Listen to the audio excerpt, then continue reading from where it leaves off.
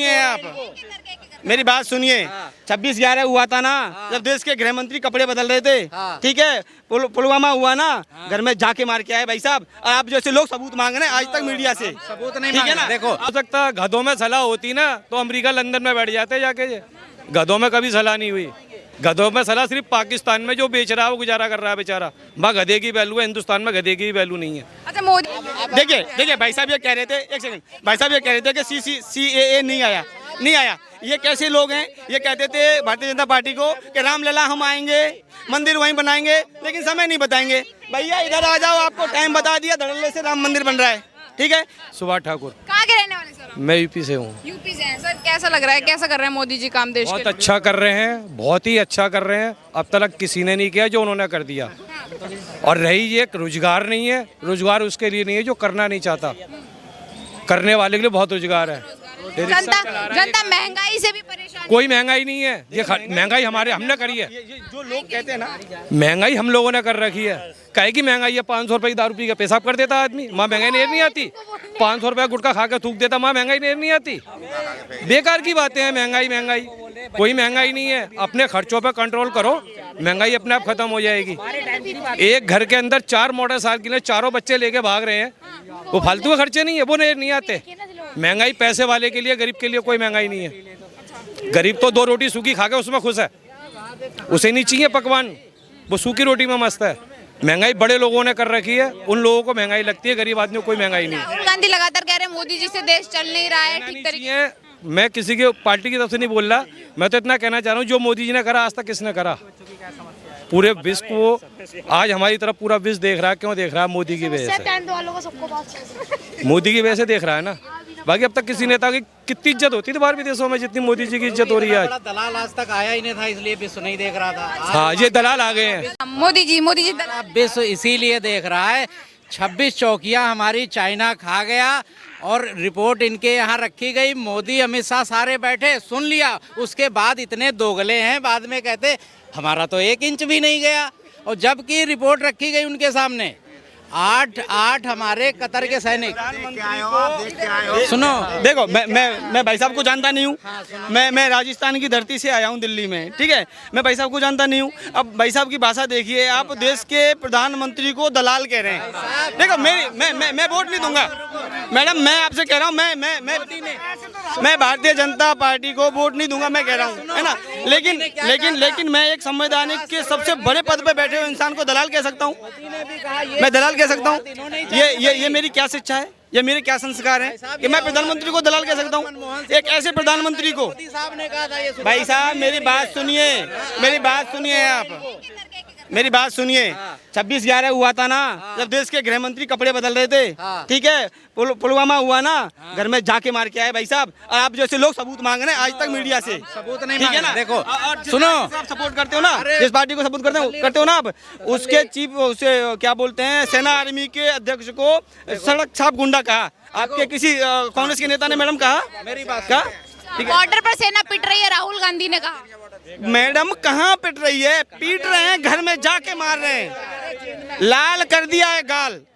हाँ, जान निकल गई है। चौकी जा चुकी है हमारी, मोदी जी 26 चौकी हमारी जा चुकी हैं। CA इन्होंने लागू नहीं कर पाए, 4 साल हो गए, एक हिंदू नहीं आया। उसमें बैकडोर से इन्होंने डोमिसाइल एक्ट लगा दिया है कि पहले 15 साल रहो, उसके बाद में हम तुमको नागरिकता देंगे, ठीक है। और अमित शाह ने क्या कहा, जितने पत्थरबाज थे उनको सबको हमने नौकरी में भर दिया, सरकारी, उनको सबको नौकरी में भर दिया। तो वो अब हिंदू की टारगेटिंग किलिंग कर रहे हैं जब जम्मू कश्मीर में। अभी परसों का सीन है कि जो है उनसे कहा कि चुप रहो, नहीं तुम पे जो कार्रवाई होगी। जो हिंदू कह रहे हैं हमें यहाँ से जाने दो, हमें बच के जाने दो, उनको भी मार रहे हैं। बहुत बुरी दशा है। और CA भी देखो कितने हिंदू मर गए, उसके बाद भी CA लागू नहीं कर पाए। किसान का बिल लाए थे, ये 1 साल पूरा दिल्ली घेरे रहे, किसान लागू नहीं कर पाए। ये जो बिल लाते वो पूरा ही नहीं कर पाते। ये कहाँ से पूरा करें? आप जैसे लोग सड़कों पर बैठ जाते हैं, करके कहाँ से करेगा? हम बैठ जाते, हम जनता ही बैठती है, आप जैसी जनता ही दिया, वोट दिया, सपोर्ट दिया। उसके बाद ये सूफी सम्मेलन अब हम पछता रहे हैं, मैडम मैं ट्रेन में जाऊंगा। देखिए भाई साहब ये कह रहे थे, एक सेकंड, भाई साहब ये कह रहे थे कि CAA नहीं नहीं आया। ये कैसे लोग हैं? ये कहते थे भारतीय जनता पार्टी को कि रामलला हम आएंगे, मंदिर वहीं बनाएंगे, लेकिन समय नहीं बताएंगे। भैया इधर आ जाओ, आपको टाइम बता दिया, धड़ल्ले से राम मंदिर बन रहा है। ठीक है, ये लोग कहते थे कि जब जम्मू कश्मीर में धारा 370 नहीं हटेगी, हाथ लगाओगे तो खून की नदियाँ हो गई। भाई साहब चिड़िया तक नहीं मरी, बल्कि मार के आए हैं अंदर से। ठीक है, एक बात। दूसरी बात मैं बताऊं, हाँ बताइए, सुन लीजिए। देखो अब वहाँ पे इन्होंने कश्मीर में अगले महीने से ये सेना वापसी लेने जा रहे हैं। इंडियन एक्सप्रेस की ये कल की खबर है, लेकिन इनको नहीं पता होगा उसके बाद जम्मू को बचाना इनको भारी पड़ जाएगा। इनको पता नहीं उस किताब में जो लिखा है वो 57 देश हमारे जा चुके हैं, कैसे बन गए पूरे वर्ल्ड में हमारा। धारा 370 हटने से गुलमर्ग में राहुल गांधी जी बर्फ पर सैल रहे हैं। ये नरेंद्र मोदी जी की है, जो लाल किले उस पे वो लाल चौक पर तिरंगा झंडा वो मोदी जी की ही बदौलत वहाँ फहरा गया है। हट गई है ना वहाँ धारा, तब जाके राहुल जी वहाँ जोड़ने गए हैं, मोदी जी ने जोड़ा है। आप सरकार में बदलाव चाहते हैं? बिल्कुल बदलाव चाहते हैं। किसे बनाना चाहेंगे प्रधानमंत्री? किसे बनाना चाहेंगे? नहीं, किसे बनाना चाहेंगे? किसे बनाना? सुनो तो सही, अंकुर शर्मा जम्मू कश्मीर में जिहादियों से भी लड़ रहा है और मोदी सरकार से भी लड़ रहा है। रोशनी एक्ट में इन्होंने कहा हम रोहिंग्याओं को बसाएंगे, मोदी सरकार भी वही कर रही, रोहिंग्या भी, वो भी वहाँ की सरकार भी यही कर रही। ये कोर्ट में गए अंकुर शर्मा, जीत के कहा इनको सबको बुलडोजर, इनको हटाओ रोहिंग्याओं को। 3 दिन बुलडोजर चला, 3 दिन के बाद फिर सरकार ने, बीजेपी सरकार ने कहा इस बुलडोजर को रोको, रुकवा दिया। अभी कार्रवाई कल रुकवाई है वहाँ की कार्रवाई। तो ये सारी कहानी है। आप रोहिंग्याओं को भगाना चाहते हो? अच्छा, रोहिंग्याओं को बक्करवाला में मकान हमने नहीं दिए, बीजेपी सरकार ने दिए हैं, बक्करवाला में दिए। चाहते हो? भाई साहब तुम बताओ ना, कालकाजी मैं तो जानता हूँ, मैं तो ये जानता हूँ कि मच्छरदानी में 4 मच्छर होते हैं ना, मच्छरदानी के अंदर 4 मच्छर होंगे, पूरी रात नींद नहीं आएगी। 40 लाख रोगन्ना हिंदुस्तान की धरती पे रहता है। भाई साहब क्या स्थिति होगी? नहीं तो ये ठीक है, बीजेपी के राज में आए थे रोहिंग्या। भाई साहब 8 साल में अरे महाराज सुनो, 8 साल में 30% घुसपैठिया आ गया, बॉर्डर का इस्लामीकरण हो गया। ये न्यूज 18 की न्यूज है। अभी के बाद में 2014 के बाद में कश्मीर के अलावा हिंदुस्तान के किसी भी एरिया में एक भी पटाखा फूटा क्या? इनसे पूछे मैडम। बता रहा हूँ, आतंकवाद जरा भी हुआ कहीं भी कोई? हाँ, 1 लाख बंगाल से हिंदू इनको वोट देने की वजह से भागे। आज असम सरकार कह रही कि 1 लाख हिंदू पलायन करके आए हैं, इनके पीछे जय श्री राम का नारा लगाया, उसके बाद अपनी बहन बेटियों के साथ बलात्कार करवाया। 1 लाख हिंदू पड़ा। अभी असम के मंत्री का, मुख्यमंत्री का ट्वीट देख लो। ये देखेंगे नहीं, बस गद्दार का सर्टिफिकेट लगाएंगे। ये असम के मुख्यमंत्री हेमंत बिस्वा ने कहा 1 लाख हिंदू पलायन हो गए। इस बात को हटाते हैं, मैं पूछती हूँ इन 8 सालों में देश में कुछ काम हुआ या नहीं हुआ आपके साथ? कुछ भी नहीं हुआ। सुनो मेरी बात सुनो, इन्होंने तीन पाकिस्तान हिंदुस्तान में बसा दिए हैं। कैसे? सुनो, मोदी साहब ने, अब सुनो कैसे सुने। हाँ सुनो, इन्होंने राम मंदिर इधर बनवाया, वो कोर्ट के हिस्से से हुआ था, लेकिन कहते नहीं मोदी ने किया। हमने कहा चलो ठीक है, मोदी ने किया। सुनो, कोई किसी ने तो माना कोर्ट का फैसला? नहीं, अरे नहीं, सुनो, सुनते जाओ। इन्होंने कहा मोदी ने किया, तो हमने कहा जो 5 एकड़ जमीन मोदी ने ही किया है भाई साहब। कपिल सिब्बल जी सुप्रीम कोर्ट में खिलाफ, राम मंदिर के खिलाफ लड़ रहे थे। सुन तो लो।